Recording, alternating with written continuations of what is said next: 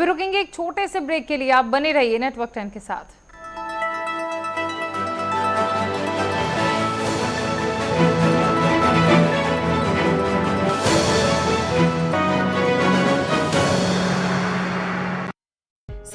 वर्षों से एक ही विश्वास, हर बच्चे को शिक्षा के साथ संस्कार देना। सीबीएसई 10+2 मान्यता प्राप्त Sanskar Vidya school, Vidya Niketan group of schools की एक इकाई, Daudnagar, Aurangabad, Bihar. Smart classroom, digital learning, hi-tech science and computer labs, समृद्ध लाइब्रेरी सहित अन्य आधुनिक साधन से सुसज्जित। यहाँ मिलता है संपूर्ण व्यक्तित्व विकास। विद्या निकेतन ग्रुप ऑफ स्कूल्स, उज्जवल भविष्य की परंपरा, शिक्षा में उत्कृष्टता, व्यक्तित्व में आत्मविश्वास। संस्कार विद्या स्कूल, शिक्षा और संस्कार का संगम। आप सभी का नेटवर्क 10 में स्वागत है। मैं हूं संजय गिरी। साधु विचार का व्यक्ति राजनीति करता है, वही करना चाहिए हिंदुस्तान में। मतलब भारतीय जनता पार्टी की रणनीति कामयाब रही। ये दिखा कुछ रहे होते हो, दिख कुछ और होते हो। कहां पर ये विभाजन की राजनीति करना चाहते हैं?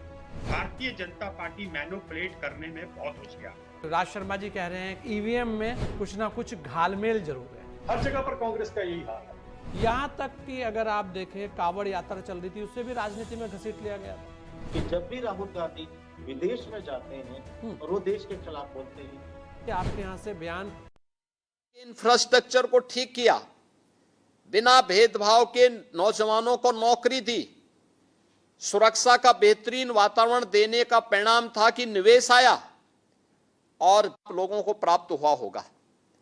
मैंने कुछ साहित्य भी आपके लिए उपलब्ध करवाने के लिए कहा था, वो साहित्य आपको प्राप्त हो गया होगा, और नहीं हुआ होगा तो मैं सभी जिला प्रशासन से कहूंगा कि तत्काल ग्राम पंचायतों को वह साहित्य भी उपलब्ध कराएं। फोल्डर है, पुस्तिका है और भी अन्य चीजें हैं। आप उसको देखिए क्या प्रगति होती है और कैसे प्रगति होगी। आपके आने वाली पीढ़ी का भविष्य कैसे अच्छा होने वाला है, उसके बारे में भी, के बारे में उस कार्य योजना को तैयार करने के लिए आपका समर्थन हमें चाहिए।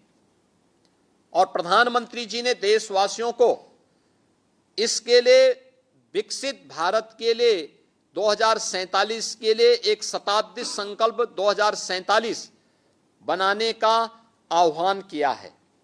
इसके लिए उन्होंने कहा कि 5 प्रण हर भारतवासी को लेने होंगे।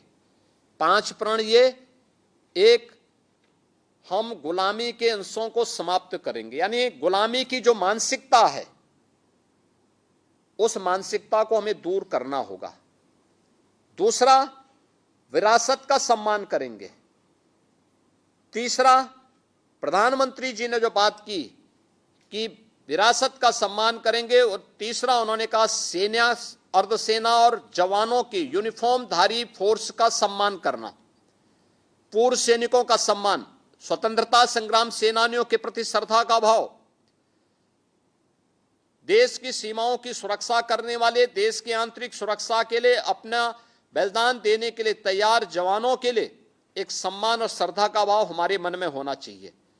चौथा, सामाजिक एकता के लिए काम करना, यानी जो लोग बांटने वाले लोग हैं, सामाजिक में समाज को जातिवाद के आधार पर, भाई भतीजे के आधार पर, क्षेत्रवाद के आधार पर बांटना चाहते हैं, ये सचमुच देश के दुश्मन हैं जो विदेशी आक्रांताओं को फिर से देश में घुसपैठ करने की छूट दे रहे हैं।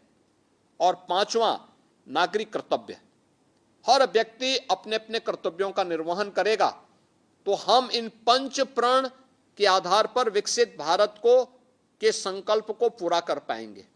और इस 5 प्रण के आधार पर ही आपका संकल्प, आपको इस संकल्प से जुड़ने के लिए आज मैं आपके साथ वर्चुअल संवाद बना रहा हूं।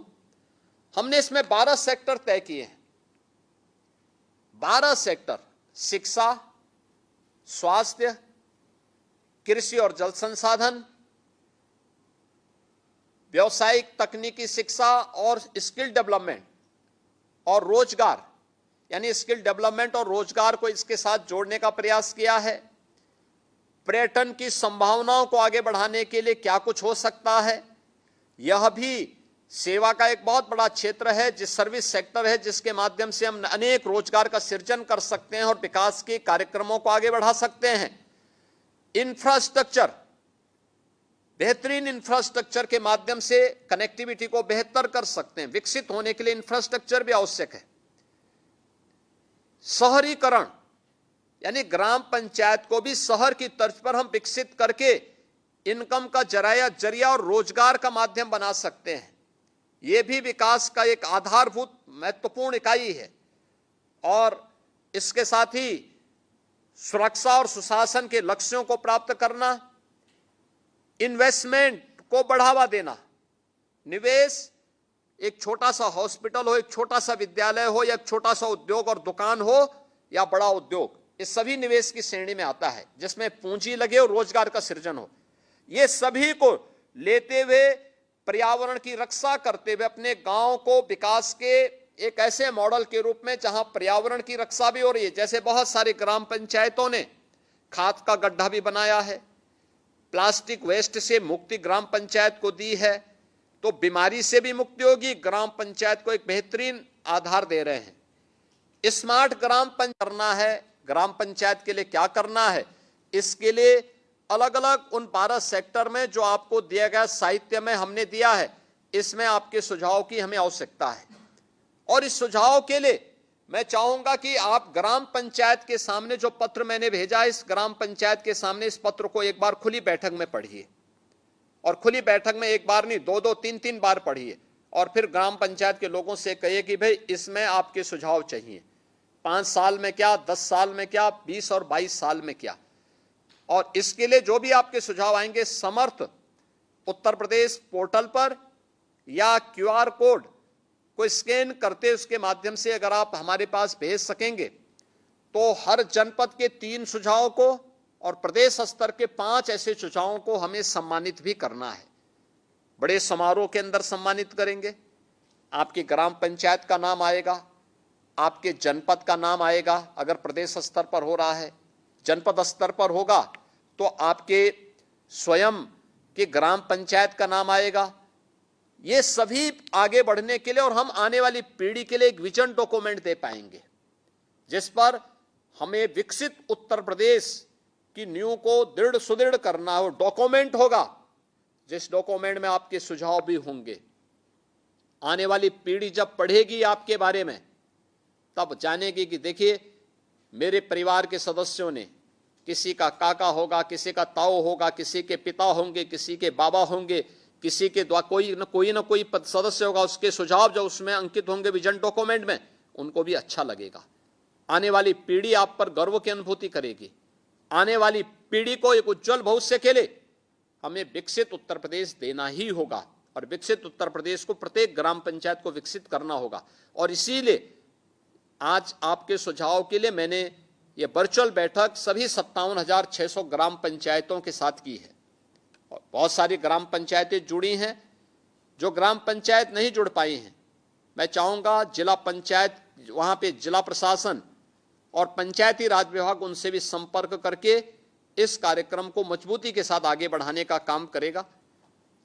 आप सभी लोग खुली बैठक में इस पत्र का वाचन करके, उसमें पढ़ करके और फिर अपने सुझाव को अगर हमें भेजेंगे, हमें अच्छा लगेगा।